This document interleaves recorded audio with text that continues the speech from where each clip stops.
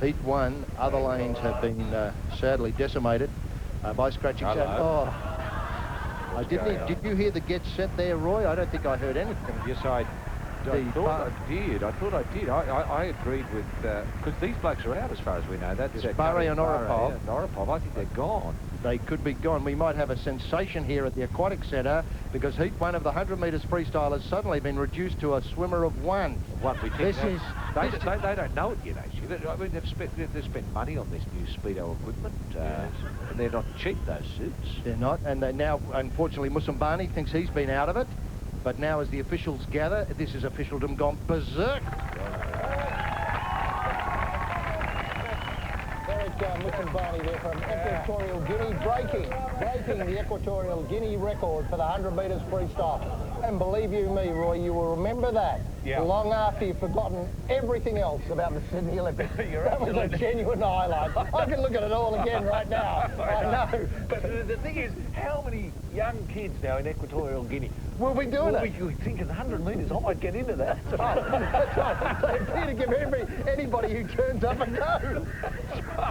That's right. Swimming's going through the roof there. Kids queuing up to get cozies. But look, doesn't that typify the Olympic spirit, though, Roy? Oh, it does. Yeah. Never mind how Bolton. Thanks very much, audience. Yes. Very good. Yes. Never mind how slow or bad you are, you can come down and have a go. Have a go. Yeah. And I think he's going to have a terrific party now for the next fortnight. It is. And so many stories he'll take home, you know, interviewed when he gets back. What was it like? How was the swim? Was it a fast ball or a slow ball? And the great thing is, Australia paid for it. That's what I like about it too. That's what I like too, yeah. There's more dream right after this. And we turn the radio on, because you might be able to, well, we take a little television so we could watch Wilco's call. Oh, yeah. Of the equestrian. That's right. And when there was a big jump by Andrew Hoyer, he got a medal, you go, honk, honk, like that. Is this an American thing? Let's do all that again. You hear Wilco's call, of the equestrian, Andrew Hoyer gets a medal, and what happens? No, you're right, but that would be one of the best ways. I mean, if you can't be at the venue, be in your car close. That's right, and just imagine the economies there. You may not be able to participate with the ticket prices being what they are, but there's no reason why you can't share the Olympic spirit, is there, Roy? Sitting in the front of your car, I'll lean over and going honk, honk, like that when a medal's won. That's right. And you might be able to hear other medals being won at other venues. Well, you'd hear the applause and what have you. You know, you'd hear, bloody hell, something's going on. Turn the radio on. I'll tell you what. Andrew Hoyer's... Sorry, I'm doing it now. I've got another horn. I've installed another horn in the car for the Olympics. Well, you might take a two-horner. Two-horner. I bet you the lads... New Daihatsu two-horner. That's the car you take, and you can get those at Parramatta Road. If you can bloody well park anywhere. That's right. Now, I bet you the lads in the canoe and kayak team would have loved to have heard a bit of honking support when they were competing over the last few days. That's right. That's right, because that whole Horsley Park, that whole equestrian complex, the only thing missing is atmosphere. A little bit of horn atmosphere. That's what it needs. I'll tell you so I'd encourage everyone to get out there and get some bloody good parking. Well, there's bargains to be had. Bargains to be had. And I think SOCOG would look really stupid if prosecuting under the Olympic Arrangements Act any everyday Australians just turning a nice little dollar using their property. Do you know what other arrangements there are, or is it just about parking? I don't know. I've only skimmed through the act. I only got to the parking bit. No, I'll tell you what. I think loitering's out as well. Yeah, right. You're not allowed to sleep outside. Sure. No. That's gone. No, you can't take your horse. You know, we were going to ride over to Horsley Park. Well, they're worried about droppings, of course. I'm waiting to see what the segue is going to be. No, well, I think a place where there is lots of atmosphere, unlike Horsley Park, is Bondi Beach. Beautiful.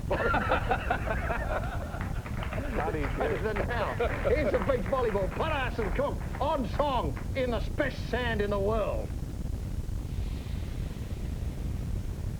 Hello everyone, welcome to Bondi Beach. We see Potash and Cook at the far end playing Zhejiang and Rongqi of China at a very soft point. There, won by Potash and Cook. And the Chinese Roy totally outclassed as we see Dawn Fraser out and about with Laurie Lawrence. God, she gets about Dawn, doesn't she? She's Any bloke in a storm. It's tremendous with Dawn. Oh, yeah. And look at the boogie Look, there. it's so much fun at the volleyball. That's what you forget. You talk about way crowds have got to behave, you know. Well, you have fun at Bondi at the volleyball. The Chinese now keep the ball in play. They get a point back, a match point back there, and so they're still in the match. You know, they should invoke the mercy rule here. Roy, I don't mean to be... What are those signals?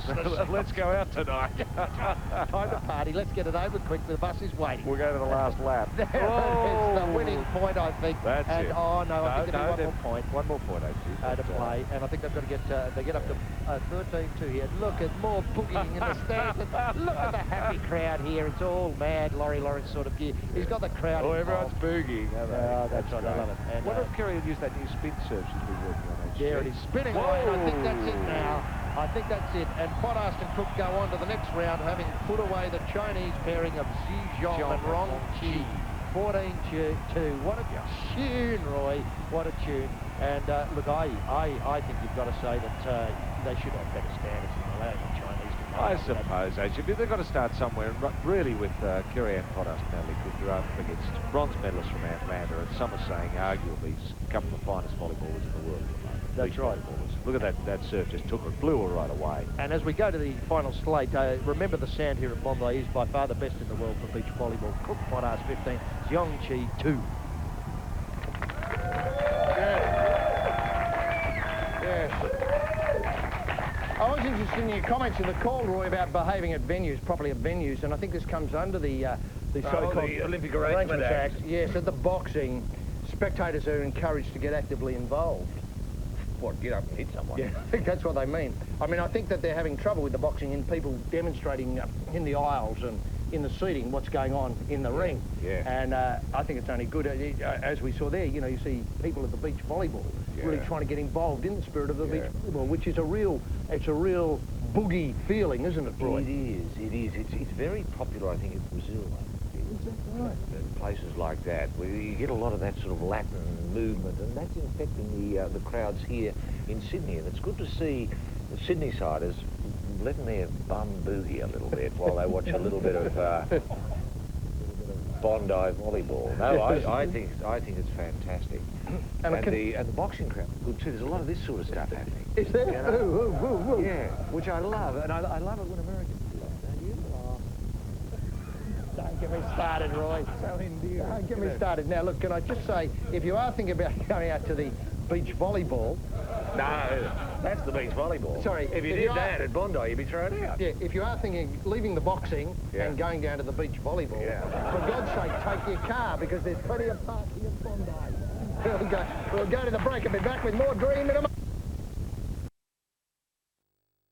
He's got a couple of really enormous going wallopators back here. That's right. You know, a couple of big gooders packed in there. Yeah, that's right. And the rest sort of sorts itself out. Once you've got this bit done, the rest sort of... Yeah, flows. That's right. That's right. Now, Roy, this competition we've been running here in association with the Dream that has really caught the audience's imagination. That's the viewing audience's imagination. Now, just explain again the genesis of this competition. Yes, Hearts of Gold, HG. A number of people, enthusiastic Australians who love Australia and love the Olympics, wrote songs that they hoped would have been used by Rick Birch and Johnny Farnham and the whole team, so that you would have had the singers on the opening ceremony singing that instead of The Flame, for example, singing one of their songs. Yeah, well, why not? Well, unfortunately, the team at Rick Birch's mob decided they wouldn't go with these, so these are rejects, but we think they've got qualities, endearing and redeeming qualities about them that are worth sharing with all of Australia. And the audience watching the Dream nightly can vote on these songs and determine a gold medal winner. A gold medal winner. Yes. Now, how do they go about voting, Roy? They go to olympics.com.au and follow the list, the links, HG, to the Dream, to Hearts of Gold. And where they'll find all of these songs, you know, arranged for them in a fairly simple voting pattern. That's right, that's right. Now, we've played five of these songs already. I was hoping I'd have a list of each of those coming up, in which case I could have indicated as they come up what they are. Yes, Thanks, good on you, Pete. Yeah. Yes, here they are. Yes, all right. Well, we begin, HG, with Valerie Dawson. The Sydney Olympics are here again, and the waiting game is over and past. For this great show we have a wonderful cast. The Sydney Olympics are here.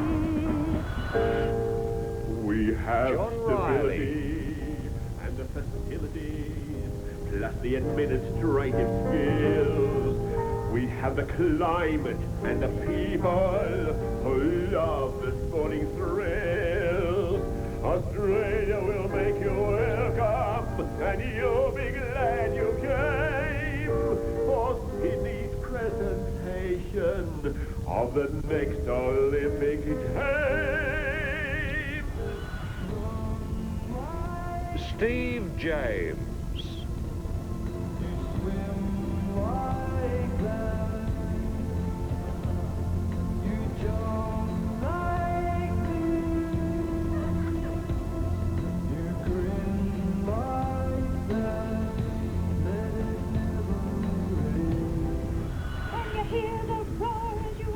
Janet and Nigel. Before it's too late. Think of what you've been through. Come on now. Come on. Come on now. Come on. Come on now. It's up to you. Give just a little bit more. Live just a little bit more. Take it right down to the wire. You're on fire. And Malcolm Arthur. Let's unite with all our might to seize that moment today. Protect the earth with all your worth. Exercise damage control. Play any sport as if you want to be after Olympic gold.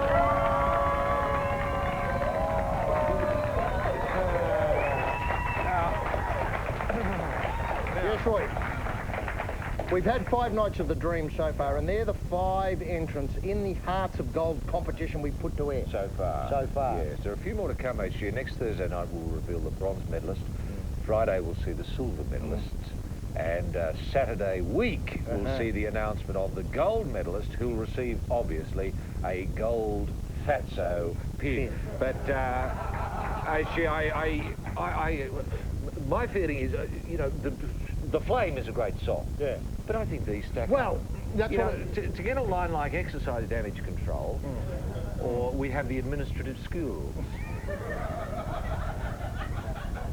I'd never think of putting a line like that in a song. Yet they've done it. No, that's right. We've That's got the right. administrative skills. Why do you think Rick Birch didn't allow any of these songs into the opening ceremony? Well, I think they challenge people too much. Yes, yes, yes. They make you think, don't they? They do. They make you think. Yes, and after the break, I understand we've got Pat Rafter coming in. Pat Excellent. Rafter on the dream, ladies and gentlemen. And now, Dreamsters, can you please welcome Pat Rafter?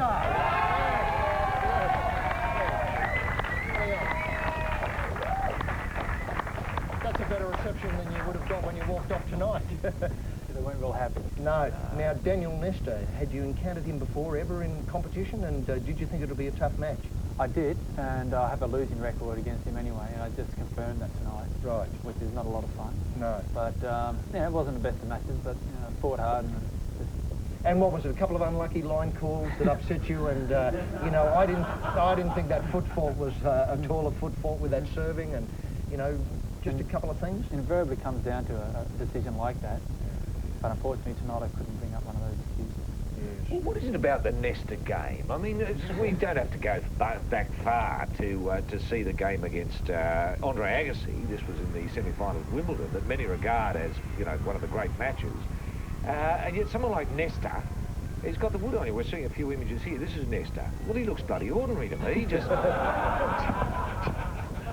looking at these pictures. Yeah, big left-handed serve by the looks. Would he be the strongest player in Canada? The two guys are both very close. Right.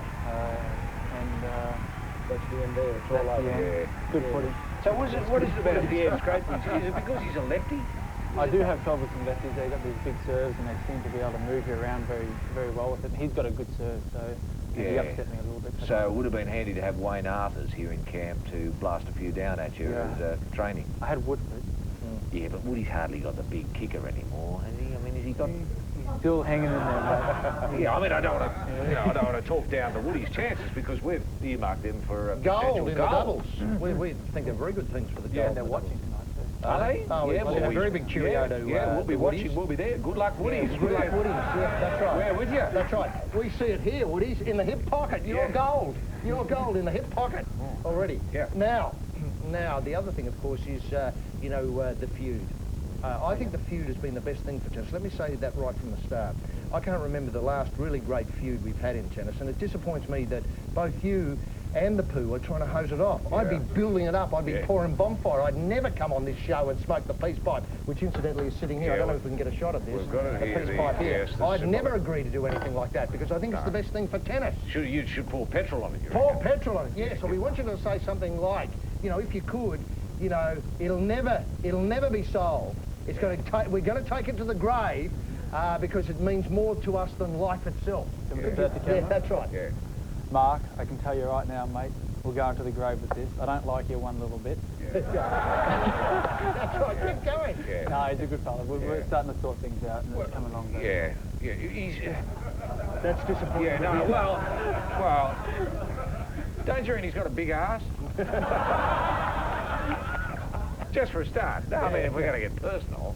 No, in the village, everyone sort of has to come together, and we have, and it's been a good bonding session. Yeah, no, that's... and who's organised that? Have you had John Alexander in there, or have you had some older tennis heads come along and say, it's not, Nuke, or maybe in phrase popping in to say a couple of words, just to settle things down? We haven't had them in there. No, well, that's why it's worked, didn't it? Yeah. Bloody oath it is. Yes, that's right. Keep these guys out of it. Well, I think J.A. had a great feud happening with Alan Stone. Did he? I think he did. Gee, I can't remember that one. No, it just disappeared. Yeah, but it was there for a long time. Oh, yeah, no, J.A.'s had feuds with all sorts. Ray Ruffles, Ray he Ruffles, had a feud with.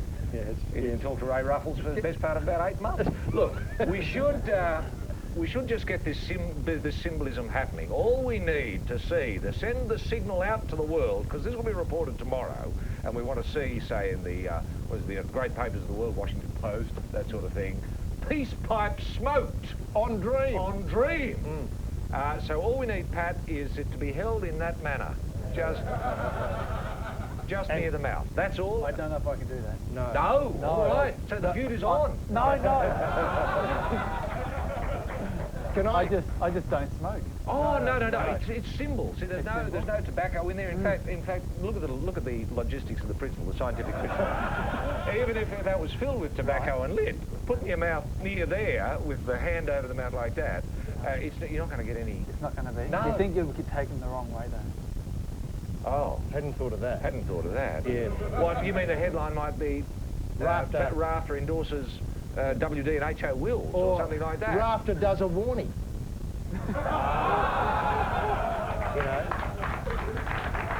On Dream. Well, we'd have to have a phone in his hand. That's right. Have to have the phone with him as well. We'll just hold the pipe. Maybe. He's held the pipe. Maybe we could send Pat with this symbol as a token that either the feud's on or off. And if we see Mark at some stage... Maybe playing a set or two with that symbol, we'll know that the peace pipe is symbolically been passed over. Would it help with you guys if I just kept this feud going while the Olympics is going? That'd be fabulous. Absolutely. That'd be really good. Oh, no, really good. We couldn't ask for more, No. honestly. Now, speaking of the Olympics, you're in the village until the Olympics comes to a halt, and then what are you up to? What are you off to next? Well, I'm off to Hong Kong on the Saturday, so I won't be hanging around for the closing ceremony. Yeah. Right. And is that a tennis duty there? Yes, it is. Hong Kong Open? Yes. Yes, right. Remember that? Yeah, that's right. Yeah. And how's the shoulder going? We should ask. Really good. Yeah, it's good. Yeah. It looked good at Wimbledon. Didn't look so good in the Canadian Open. No, it started to get sore there, and then I took a few weeks off before the US and get it right again. It got right, and now it should hold up until after Hong Kong, and then I'll probably take another 3 or 4 weeks off before the big Davis Cup training regime, all that sort of thing gets going. But that's the tyranny, I suppose. If you overwork it in practice, then it's not going to stand up. But if you don't practice, you won't be able to stand up when the time comes anyway. That's exactly right. It is the problem. Yeah. Well, so has this affected the serve? I mean, you're working more now on kicking serves rather than going for speed on serve. I have to actually do it the other way around. Because I kick the serve all the time, that sort of puts more pressure on the shoulder joint. So it has to be more of a flatter serve, but I'm not listening to any doctor. No. That's wise. That's wise. They hardly know anything about tennis. Well, how many... You know, how many doctors know anything about tennis? Yeah, I know. When they just don't know what you're doing. Any doctor I see on court is bloody hopeless. That's right, at tennis. Yeah, no kicking serve, no flat serve, no volley, no. Now, you've organised a charity called the Cherish the Children Foundation, and this is one of the beneficiaries of Olympic aid. That means, I take it, that you raise money through the Cherish Foundation, and Olympic aid helps you distribute the money. Exactly. And you've got a few projects in mind, or how's this been working? I understand you've raised an absolute fortune so far. I don't know how much we've actually got so far, but my sister and my mother are really behind that. I think they might be in the audience. I think they are. They are. Yeah, Mum and Dad are there, and your sister. A bit of a wave Louise from is Mum and there. Dad in the corner there. I can see you. Yeah. Don't be shy. Go on. There they are. There they are. Mum and Dad. And Yeah. Who's that bloke beside my sister? Well, that's an interesting story. He's from Amsterdam. He's from Holland. Yeah. Somewhere near Beats, we're led to believe. Utrecht, I think. Utrecht, that's right. Yeah, marvellous part of the world. Is there an Utrecht Open? I don't think so. No, that's good. Yeah, that's good. And the charity raises money, and what sort of things does it, through Olympic aid, what sort of things does it spend it on? Well, they'll be distributed through, I think the main one we've got this time is for the homeless kids and getting kids off the street and the drugs and all that sort of thing. So if I do smoke this, I don't want them to get the wrong impression. Ah, well, that is a problem. Yeah. So it is a bit of a problem. Yeah. But as we say, it is purely symbolic. We're not encouraging anyone to smoke in any way, shape or form. No. Look, Pat, thanks very much for coming in, especially after the loss. Yeah. We do have a couple of things we'd like you to take away. Yeah. Of course, no one goes away from this show empty-handed. You get the dream pin, which is, of course, Fatso. Solid gold, don't give it away, no trades. It's for you forever as a memento of your time here. And you get this marvellous cheese platter. This is something we do for most of our tennis guests. Yeah. Have a look, take us through it, Roy. Well, cheese is great, HG. Cheese, for I don't a know whether tennis the camera player. can pick this up. Yeah, there it is. There. These are all great Australian cheeses, arguably the best cheese in the world. A lot of King Island gear here, Yes. which is marvellous, and some meat. Well, you can throw the meat away if you like, but the cheese is there. And if you want to take this back to the village tonight, Yeah. I'm sure that they'd like to hoe into a bit of, cracker and cheese from the dream, Roy. Yeah, that'd be great. And it's probably worth pointing out that Mark was at the match tonight, offering enormous support. So, as nearly as we can tell, Herb, through the good offices of Herb Elliott, it's probably worth pointing this out, that the feud has been settled. It's tremendous news, isn't it? Pat Rafter, thanks very much for coming in and being part of the dream. There you go. Pat Rafter, ladies and gentlemen. That's great.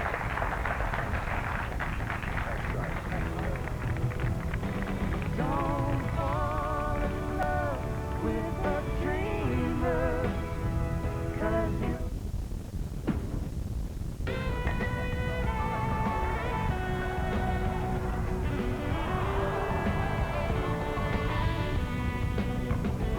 Dumps that one, but straight down the throat of Joe Brown, who whips the ball in and should be out here.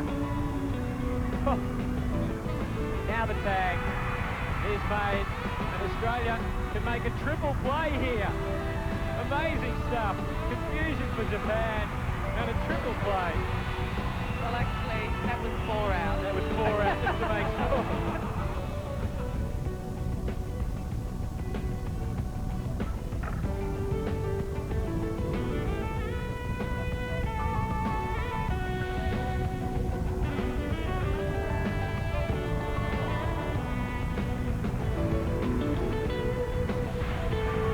Now he slips down and the fans will see some appreciation. Now you can hear the fans. Now you see, too cocky for his own good.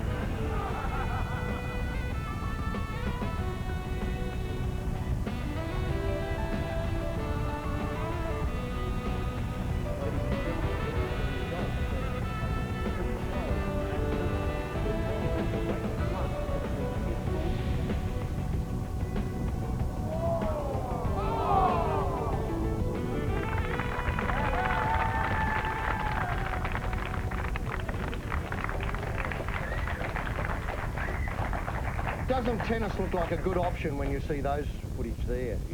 Yeah, you wouldn't want to be a horse, would you? No, you certainly wouldn't want to be a horse. No, that's right. That's right. Now, Roy, through the links on our, obviously on www.olympics.com.au and following the links to the feedback pages here at the Dream, shuttlecock has come in for enormous, requests. Yeah, it has. An enormous number of requests. Yes, look, I don't know why Ch7 isn't showing more shuttlecock during the day and the evening sessions. I don't know, but not much. Of course, on C7 you might get a lot of it. I'm not sure. Now, the nature of the comp, Roy, I know you've been always a big rap for shuttlecock. Yeah. Do you want to take us through it for you with the points? What, the way it works? Well, it's a scoring it's match. a little bit like tennis. Instead, you use a bird instead of a ball. Right. And the bird has a plastic knob and a plume of feathers. Plume of feathers around the outside, so it flies through the air erratically. It'll go very, very quickly and then stop almost immediately in the air and do something else. So it takes enormous quickness of eye. And the speed of the cock is enormous. Yes. Can you give us an idea how quick? About up to and around 160 kilometres per hour. 160 That's what it's been kilometres clocked at. Oh yeah, and it's an enormous sport in Indonesia. Yes, and I think we're looking at a match which involves Indonesians. So let's go and look at it now.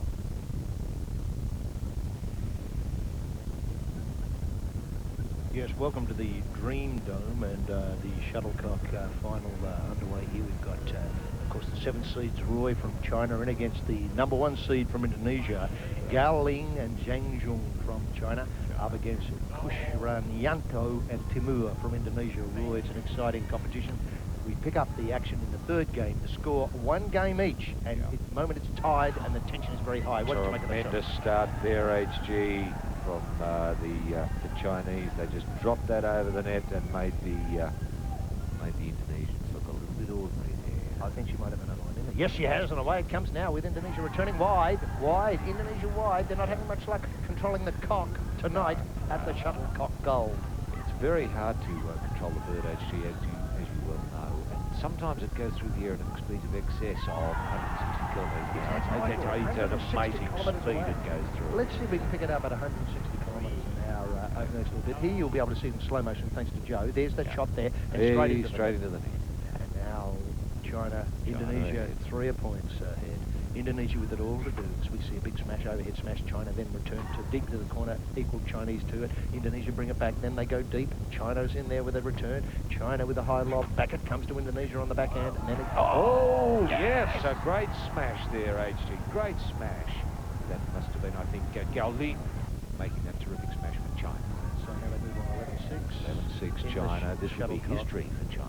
Hit first goal, and now, of course, perspiration drips onto the floor. And I've been at cock meets where the lines have dissolved, such as the perspiration. I know, it's intense concentration. And it is back up there. China this side, this end now. Indonesia at the phone.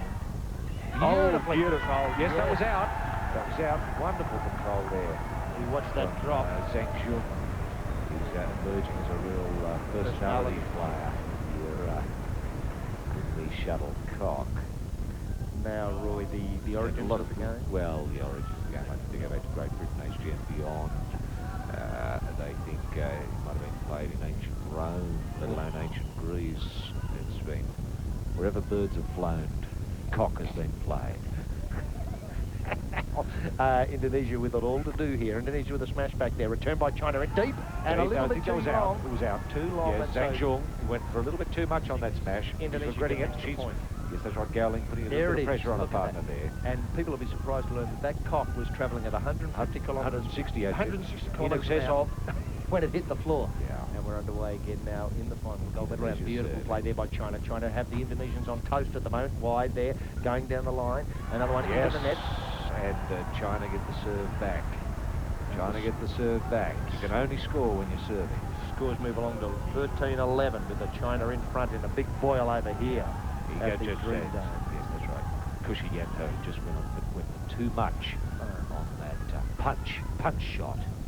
And it's hard to imagine if Indonesia should lose. Ch7 right through to Irian as the Chinese now controlling this point. I think they're making all the running here. He lets that drop, but it might have that come might have been in. I think that was in, I think Zhang Jung celebrated long before the cock.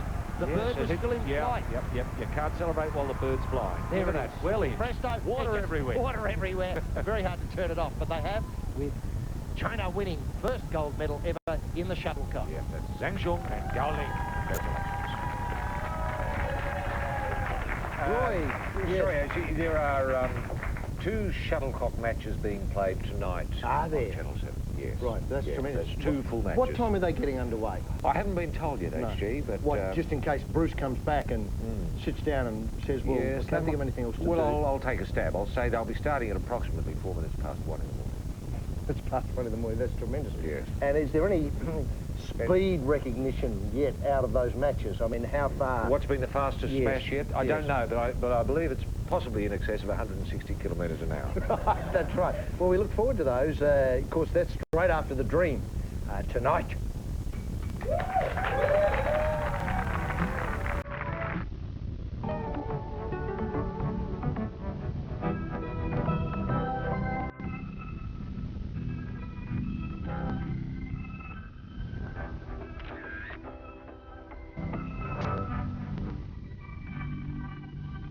I got to meet some of the famous cyclists, and I've done a project on Shawnee, and I found out so much stuff I never knew about him. Like, he was a school teacher, and I got to meet him, and yeah, that's pretty much all. I'm learning Italian at school, and I met 2 Italian cyclists, and I started speaking some Italian I knew, and they started saying stuff I didn't even know. And yeah, it's great.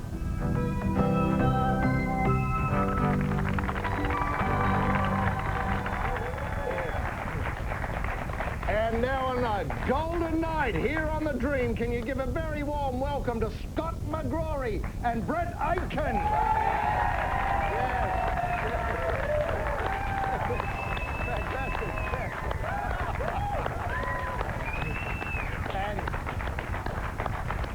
We didn't rehearse them for that. They just did that spontaneously. Can you hold them up? Gold! Here it is. And I'm right in saying that's Charlie Walsh's first gold medal as coach. Since 84. Since 84. Yeah, long while between 84. Yes. Yeah. Now, Scott, you've won this gold in an event called a Madison, and we were just in the break trying to work out how to describe it. Have you come up with a description of the race you've won? Yeah, I've ridden a lot of them, but yeah, I don't know. That's a tough one. It's called the Madison because it started in Madison Square Garden. Yes. And it's a 2-man team race. It's like a relay, I guess. One rider's on the track, at the bottom of the track in the race at one time, and when I catch Brett, he comes down to me, meets me down at the bottom of the track, and I do a hand sling with him. Here we go. And Here's then footage he's in the now. race, yeah. Right, and there was a crash there, by the looks. Yeah, Brett just missed that. He was just in front of that crash. So do we see a change here? Is there a change coming up now? Yeah. There we go there. There's the sling. And Yeah. you sort of, it's got some of the elements of an old-fashioned game that Roy and I used to love called rollerball. No, hang on, the roller derby. Roller derby. Very similar. Very similar. And how far do you have to go? There's the winning, and here you are on the victory day, so obviously with the gold medals and that. How far do you actually ride in this event? 60 kilometres. 60 kilometres. And how often do you tag each other? And is that a tactical consideration? Every 2.5 laps. You have to do it every 2.5 laps? Not necessarily. I mean, it's just the way it works out normally. But yeah, we change about every 2.5 laps. Right. And how do you practice that? You actually kind of sort of get with other mates and try and set up a Madison so as you can practice the tactics, so as you can kind of work the hand signals, or is there a lot of luck involved in it? No, I think, you know, a lot of the tactics we worked out before the race even started.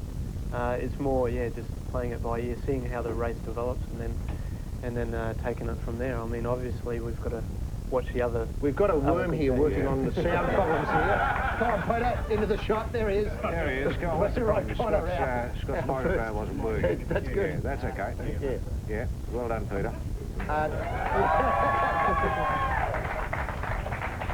And the tactics are preset, more or less. I mean, yeah. It's a race where anything can happen. I mean, last year we were up there with a chance of winning the World Championships, and I had a crash, a major crash, you know, with less than 10 kilometres to go, and that put us out of the race. We were only lucky that Scott could stay in, keep riding, and he qualified us for the Olympics this year. So. And how far did you ride on that occasion then, Scott? Last 45 laps. So you did 45 laps by yourself? Which is very good. So you must... So we're the first 14 teams qualified for the Olympics. Yeah. And we went in there trying to be world champions. Yes. And then it all almost fell apart. Well, the championships fell apart. So then I just had to stay in to the finish. One rider has to complete the race. Yes. And yeah, we finished in 13th place, which got us a entry into the games. And do you pick up speed with the sling or not? Yeah. You do. You know, the race, we average probably somewhere over 50 kilometres an hour for the whole 6 kilometres. And as soon as you, like when I give Brett a hand swing... In you come, I'm Peter. going to stop you. Come on, in you come, Peter. I think that microphone might be buggered too. Yeah, don't be shy here. So we've got three on you now. We're having our own Madison here with the sound problems, as you can see. Well done, boys. There you go. He only wanted to pat a gold medalist on the back. Yeah. Okay, so you do accelerate. With the changeover. Yeah. I mean, the rider coming in might only be doing 45 kilometres per hour. If I'm changing Scott in and I'm slinging him into the race, then he might accelerate up to 60 kilometres per hour within 2 seconds. Right. Yeah. The difficult thing was to read that race at the end. I don't know which one crossed the line, but you obviously were very excited, and yet it seemed as though you weren't winning. But you'd obviously lapped the other riders, had you? Yeah, well, I mean, it's a race that basically goes on points. You know, most amount of points wins the race, unless another team is able to lap the field. Yeah. How long did it take you to learn this race, by the way? It's one of the most arcane. And can you see the score on the board as you go round? Do you know where you are? Yeah, do you know? there was a big scoreboard, and we could sort of, see how we were going. Was Charlie yelling out, "You're in front, you're in front," that sort of stuff? Stay there. It's pretty hard to hear, anything that's going on in the middle, and we just had to basically ride our own race. Right. Oh, the crowd there was incredible. We had 6,000, I think, or so people cheering for us, so it was hard to hear anybody. You had to pick out one person. Yeah. Well, I mean, is that useful, having that enormous crowd support? I mean, does it help, or does it put more pressure on you? Is it a help or a hindrance? It can be a hindrance. Yeah. We discussed it before the race, that, because as soon as we go to the front, the crowd just went crazy. Yes. So we had to control ourselves and don't just sort of ride to the crowd. You don't, the race is a series of sprints through the race for points, and so we just have to, only have to win those sprints by, a millimetre, it doesn't matter. Yes. But if you listen to the crowd too much, you get too excited and win by 10 metres, you're just wasting energy. So we had to try and tone ourselves down a little bit, and then just use the crowd when we needed to. Well, it occurred to me watching the shooting yesterday with Russell Mark, and then the shooting again this morning, or early this afternoon, that the crowd involvement was actually, I think, putting them off, because it was hard to maintain concentration with that going on. So that's obviously when it can be a hindrance. Yeah, sure. It's a different type of sport. Oh no, I know that. But often people are acting the wrong way when they're trying to help. Well, for us, it's a race on adrenaline, isn't it? Yeah, sure. Fun when you win. Yeah, no, obviously. It's fun when you win. And how many line up at the start? There was 15 teams, I think, of 2 riders. So. Now, what I meant by the fun part of it is it's obviously involved some tactics, and you want your tactics to work out. Yeah. Obviously, as you point out, when you're behind, it's sort of hard because, hey, they're in front and we've got to catch them. But, when it all works out, it must be, a very satisfying feeling. It's one of the more interesting, for the cycling people, it's one of the more interesting events. Yeah. So, if you are going well, it can be one of the hardest things you can do as well. If you're struggling, it's chaos out there, it hurts, but it's exciting, changing, a lot of movement, and there was one crash towards the end there. Brett almost crashed early in the race as well, which was a bit of a scare. And that all adds to the excitement. Yeah, given that he crashed. Yeah, the other. He's got a history of it. Why did you two blokes get together? What was it about there must be some chemistry there. I mean, you get on well. Did the slinging work for you? No, I think we combined as a team a few years ago in the Australian Championship here in Australia, and we won together, and it was a good combination. We've ridden maybe 5 or 6 times since then, and we're still undefeated. So, apart from last year where I crashed out 10 kilometres to go, but other than that, I think it's just one of those races where we just moulded together and it went perfect. I understand the origins of the race are in professional, gambling and sport and so on. Is there a professional circuit for this somewhere in the world? Yes. Japan. Scott is well established in there already. He's done the last few seasons in Europe, which is the races are called 6-day races, but they're basically what we did tonight, except that goes for 6 days straight, as well as a combination of a lot of other events. Basically all the events you see in cycling are combined into a night's racing. A 6-day event. For 6 days. Yeah. Makes cricket seem short, doesn't it? Yeah. And there's massive gambling going on on these events. In the past, I think it was bigger. It's not so much the gambling now. Now it's gone towards the entertainment side of it. You know, it's not just like you see it here at the games. You know, it's basically just bike racing. Whereas in Europe, it's more entertainment. They have bands there, and you know, everyone's drinking beer in the middle and all that sort of stuff. Now, there's been some phenomenal performances on the velodrome. You know, obviously your win being the best for Australia. But what would you rate was some of the most interesting performances there at the velodrome in the competition so far, the Olympic competition? Well, I mean, for myself, tonight was the second event I've competed in. I rode the 4,000 metre teams pursuit as well. Yes. And to see the Germans break the world record, it's the first time they've ever gone under 4 minutes, any team. It's just incredible performance. So that was a highlight for me. Yeah. I'm not sure that's Scott.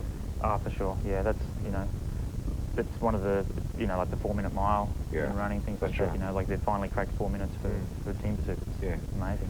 Well, a highlight for us was tonight. Yes, it was, and thanks very much for coming in. Can you please thank Scott McGrory, gold medalist, and gold medalist as well, Brett Aitken in the Madison. Wait a minute, don't go to the break yet. And before, thanks matey. Well, it was the sound work that fooled me, you see. I thought I'd got it all done.